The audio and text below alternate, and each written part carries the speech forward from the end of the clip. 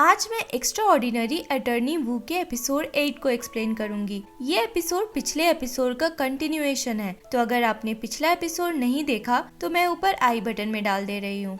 Episode 7 के last में हमने देखा था कि यंग वू अपने डैड से गुस्सा करके चली जाती है जब उसे पता चलता है कि उसके डैड और हानबादा के सीईओ दोस्त थे और इसी वजह से उसे जॉब ऑफर किया गया था।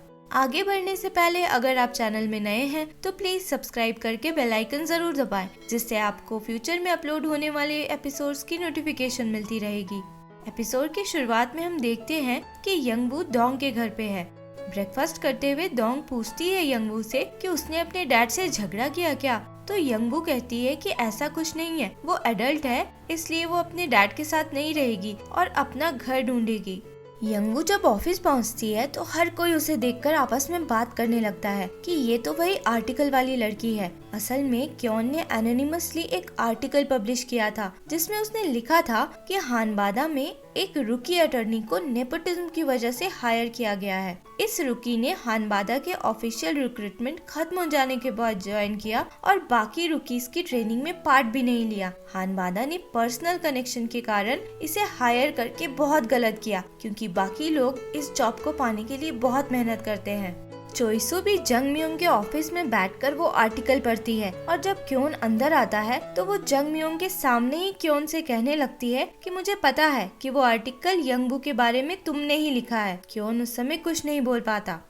यंग वू के पहुंचने पे मीटिंग शुरू हुई ही थी कि तभी सीईओ हान भी वहां पहुंचती है। वो केस का अपडेट मांगती है तो जंग म्योंग कहता है कि उन लोगों के पास अभी दो अप्रोचेस है। एक तो ये कि समय पे इन्वायरमेंट इम्पैक्ट असेसमेंट नहीं हुआ था, दूसरा ऑन साइट वेरिफिकेशन। उन्हें उम्मीद थी कि सोदकदंग देखकर जजेस का मन बदल जाएगा, क्योंकि वो बहुत ही खूबसूरत जगह थी। ये सुन के हान कहती है कि बस ये दोनों अप्रोचेस से वो लोग केस हार जाएंगे, उन्हें थोड़ा पॉलिटिकली सोचना चाहिए। वो केस की जानकारी मीडिया में देने को कहती है जिससे उन्हें पब्लिक सपोर्ट मिलेगा और जज को भी कंस्ट्रक्शन कंपनी की साइड लेना गलत लगेगा। लास्ट में हान कहती है कि किसी भी हालत में उन्हें ये केस जीतना होगा, क्योंकि हानबादा तेसुमी से हार नहीं सकता।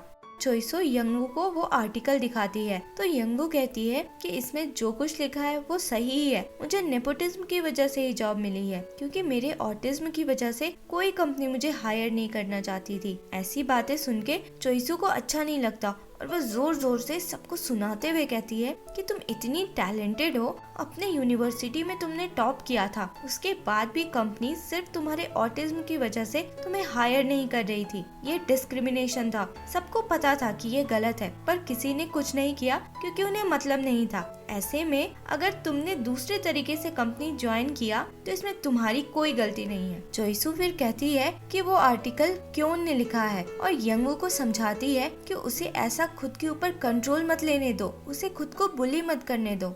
अगले सीन में हम देखते हैं कि हानबादा के अटर्नीज सोदकदंग के ऑन साइट वेरिफिकेशन के लिए पहुंचते हैं। बहुत बारिश हो रही थी तो सबने अपने अम्ब्रेलाज निकाल लिए थे।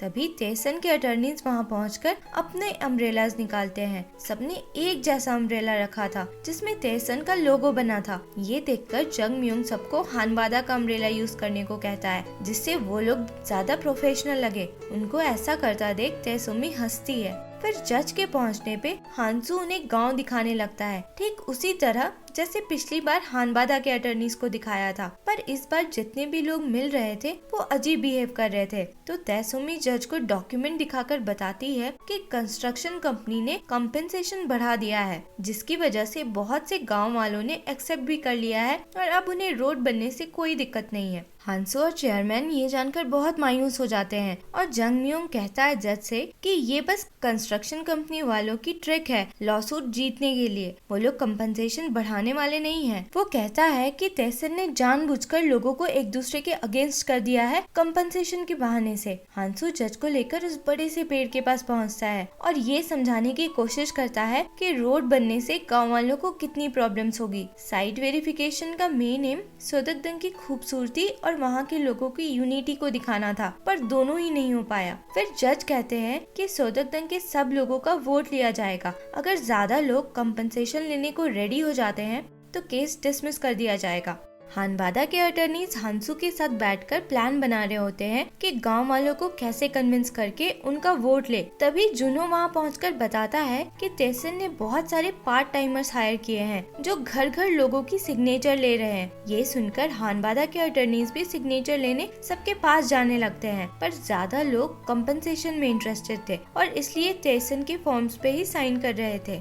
फिर हम देखते हैं कि यंगबो उस बड़े से पेड़ के पास जाती है क्योंकि उसका बैग वहीं रह गया था। तेसुमी वहाँ फोन पे किसी से बात कर रही थी और यंगबो को देखकर उसका बैग वापस करती है जो उसने संभाल कर रखा हुआ था। तेसुमी कहती है कि उसे अब जाके याद आया कि उसने यंगबो का नाम कहाँ सुना हुआ था। वो कहती है कि जिस वेडिंग केस में यंगबो ने काम किया था उसने उसका स्टेटमेंट पढ़ा था और उसे यंगबो का काम काफी अच्छा लगा था। तेसुमी यंगबो को तेसन ज्वाइन करने का ऑफर देकर अपना कार्ड देती है। क्योन यंगबो को ढूंढता हुआ हिल तक पहुंचता है और यंगबो को तेसुमी से बात करते देख लेता है। यंगबो जब हिल से उतरती है तो क्योन उससे पूछता है कि वो तेसुमी से क्या बात कर रही थी। तो यंगबो कहती है तुम्हें क्यों जानना है, फिर से इस पे आर्टिकल लिखना है क्या। यंगबो क्योन को मारने जैसा करके डराती है और कहती है कि आगे से अगर कभी उसके बारे में कुछ लिखा या उसे बुली करने की कोशिश की तो उसको पंच मारेगी। ये सुनकर क्योन चिढ़कर कहता है कि तुम तो बड़ी शेमलेस हो, भले आर्टिकल मैंने पोस्ट किया पर उसमें जो कुछ लिखा था वो सच था, तुम नेपोटिज्म की वजह से ही हानबादा में हो।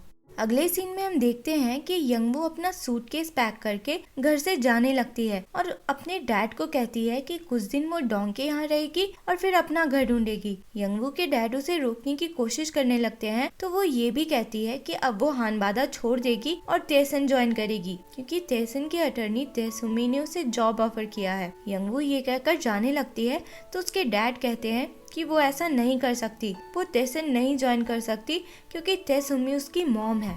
यंगबो ये सुनकर शॉक्ड हो जाती है और लड़खड़ाकर सीढ़ियों से गिर जाती है। यंगबो की आंख खुलती है तो वो खुद को हॉस्पिटल में पाती है। वहाँ उसके डैड उसकी मॉम के बारे में बताते हैं। दोनों यूनिवर्सिटी में मिले थे, दोनों की दुनिया बहुत अलग थी। यंगबो के डैड एक गरीब किसान के बेटे थे और तेसुमी तेसन के फाउंडर की बेटी थी, पर फिर भी दोनों एक दूसरे से प्यार करने लगे थे। और जब तेसुमी प्रेग्नेंट हो गई तो यंगबो के डैड चाहते थे कि दोनों शादी कर ले, पर तेसुमी अबॉर्शन कराना चाहती थी। यंगबो के डैड ने उस समय बहुत रिक्वेस्ट किया, भीख मांगी कि वो अबॉर्शन ना कराए, बच्चे को जन्म देकर उन्हें दे दे। वो बच्चे को लेकर कहीं दूर चले जाएंगे और कभी अपनी शक्ल नहीं दिखाएंगे। तेसुमी किसी तरह मान जाती है इसी कंडीशन पे कि वो उसे अपनी शक्ल ना दिखाए। यंगबो के डैड अपना प्रॉमिस रखने के लिए लॉ छोड़ देते हैं ताकि कभी तेसुमी से आमना सामना ना हो। फिर वो कहते हैं कि उन्हें ऐसा नहीं करना चाहिए था क्योंकि लाइफ में सब कुछ पॉलिटिकल होता है। ये सुन के यंगबो की दिमाग की बत्ती जलती है। वो कहती है कि कहीं सोदकदंग के साथ भी पॉलिटिक्स तो नहीं हुआ।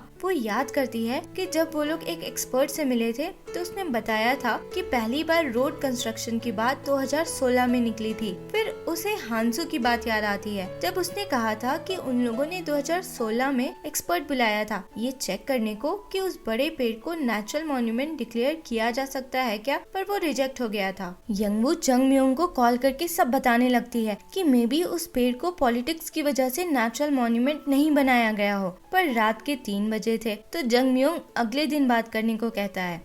अगले दिन यंगबो जुनो के साथ क्लाइंट के पास पहुंचती है ये पूछने के लिए कि पेड़ को नेचुरल मॉन्यूमेंट क्यों नहीं डिक्लेयर किया गया था। वो लोग उन्हें गांव के दूसरे आदमी के पास भेजते हैं जो प्रोविंशियल ऑफिस में काम करता था जिसका नाम यूजिन था। यूजिन को उस पेड़ पे रिपोर्ट बनाकर कल्चरल हेरिटेज के ऑफिस में भेजना था, पर उसने भेजा ही नहीं था। उससे जब इस बारे में पूछा जाता है तो वो कहता है कि उसे ठीक से याद नहीं, वो रिपोर्ट्स देखकर बताएगा और रिपोर्ट लाने चला जाता है। उसके जाने के बाद जुनो यंगबो से पूछता है कि उस दिन वो अचानक से भाग क्यों गई थी। तो यंगबो कहती है कि उस दिन मैंने तुम्हें छुआ भी नहीं था पर फिर भी मेरी हार्ट बीट बहुत तेज हो गई थी, तो मतलब शायद तुम मुझे पसंद हो। जुनो कुछ कहने वाला होता है तभी यंगबो देखती है कि यूजिन वहाँ से भाग रहा है। वो लोग उसका पीछा करते हैं और फाइनली जुनो उस तक पहुँच जाता है। यूजिन फिर बताता है कि अपने दोस्त के कहने पे उसने ऐसा किया। उसे लगा कि अगर पेड़ को नेचुरल मॉन्यूमेंट डिक्लेयर कर दिया जाएगा तो सबवे लाइन और रोड दोनों ही नहीं बनेगा। उसे लगता था कि इनके बनने से गांव की तरक्की होगी, इसलिए उसने अपने कुछ दोस्तों को नेचुरल हेरिटेज का एक्सपर्ट बना के गाँव भेजा था और पेड़ को रिजेक्ट कर दिया था। तभी यंगवू को यूजिन का अम्ब्रेला दिखता है जिसमें एक डॉल्फिन बना था। उसे याद आता है कि जज ने भी ऐसे ही लोगो वाला अम्ब्रेला यूज किया था। अम्ब्रेला के बारे में पूछने पे यूजिन बताता है कि ये अम्ब्रेला का लोगो क्योंगपो कंस्ट्रक्शन का है। वो एक घर देखने गया था और क्योंगपो वालों ने उसे ये अम्ब्रेला दिया। अगले दिन कोर्ट में हम देखते हैं कि तैसुमी ये बताती है कि वोटिंग के बाद ये पता चला है कि आधे से ज्यादा लोगों ने कॉम्पेंसेशन एक्सेप्ट कर लिया है। तो ये सुनकर जज हंसू का क्लेम डिसमिस करने की बात करते हैं। जंग म्योंग कोर्ट के डिसीजन को चैलेंज करके कहता है कि जब तक उसके चैलेंज को वेरीफाई नहीं किया जाता कोर्ट की प्रोसीडिंग्स बंद रहे। जज पूछता है कि आखिर किस बेसिस पे वो कोर्ट को चैलेंज कर रहा है। तो जंग म्योंग और यंगवू एक फोटो दिखाते हैं जिसमें जज भी वही अम्ब्रेला पकड़े हुए है जिसमें डॉल्फिन का लोगो है। वो लोग बताते हैं कि वो लोगो क्योंगपो कंस्ट्रक्शन का है। ये कंस्ट्रक्शन कंपनी उसी शहर में अपार्टमेंट्स बनवा रही है जिसके लिए रोड बनाने की बात चल रही है। मतलब जज खुद उस शहर में अपार्टमेंट खरीदने को इंटरेस्टेड है और ये कॉन्फ्लिक्ट ऑफ इंटरेस्ट है और अनफेयर ट्रायल है। दूसरे सीन में हम देखते हैं कि तैसुमी किसी को यंगवू के बारे में बताती हुई कह रही थी कि वो देखने में तो इनोसेंट है पर जीनियस है। तभी यंगवू वहाँ पहुँचती है। यंगवू अकेले तैसुमी से बात करती है और उसे अपने डैड का नाम बताकर पूछती है कि क्या आप मुझे पहचान नहीं रहे हो। फिर वो कहती है कि वो हानबादा छोड़कर तैसन ज्वाइन करने वाली थी, पर अब जब उसे सब कुछ पता चल चुका है तो वो तैसन कैसे ज्वाइन करेगी। वो इंडिपेंडेंट बनने के लिए अपने डैड को छोड़ना चाहती थी, पर अपने डैड को छोड़कर अपनी मॉम की कंपनी कैसे ज्वाइन कर सकती है, स्पेशली तब जब उसकी मॉम उसे जन्म देकर छोड़ चुकी थी। ये सब सुनकर तैसुमी इमोशनल होकर रोने लगती है और कुछ बोल नहीं पा रही थी। फिर किसी तरह पूछती है कि क्या तुम मुझसे नफरत करती हो। तो यंगवू कुछ नहीं कहती, बस उसके आंखों में भी आंसू आ जाते हैं। लास्ट में हम देखते हैं कि उस बड़े पेड़ को नेचुरल मॉन्यूमेंट डिक्लेयर कर दिया जाता है जिसकी वजह से कंस्ट्रक्शन कंपनी को रोड का रूट बदलना होगा। इस एपिसोड में बस इतना ही। मिलते हैं अगले एपिसोड में। अगर एक्सप्लेनेशन पसंद आया हो तो लाइक, शेयर एंड सब्सक्राइब करें। Thanks for watching.